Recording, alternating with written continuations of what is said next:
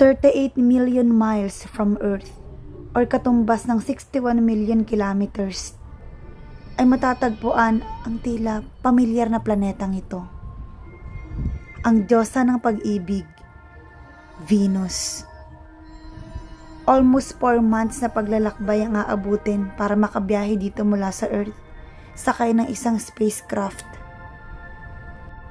Ang bituing nagniningning na makikita mo sa umaga at makikita mo rin sa gabi.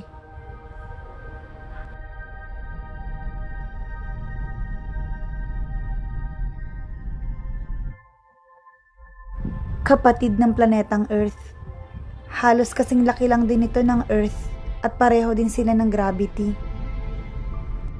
Pero ang space probe na yan na nasa Venus ay nagbababala na ang malakalawang na mga ulap na yan ay gawa sa nakamamatay na sulfuric acid.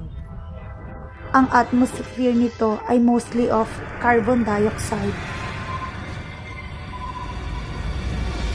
Hindi natin ito aakalain. Ang Venus ay parang nagngangalit na diyosa. Napakainit dito. At ang pressure, nako, mukhang walang makakatagal sa ganitong klase ng environment. Talagang napakainit na halos umaabot sa 900 degrees.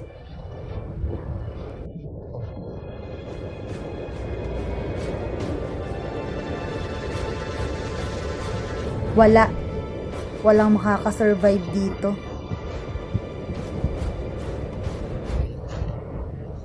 Kahit itong robotic probe na ito na nakadesign talaga sa extreme hot hindi tatagal sa ganitong environment.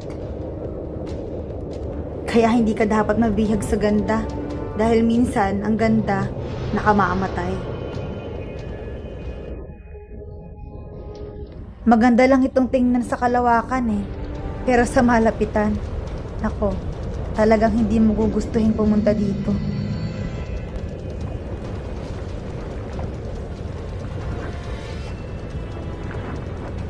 Ito na talaga ang literal na impyerno. Halos binubuo ba naman ang planetang ito ng mga bulkan.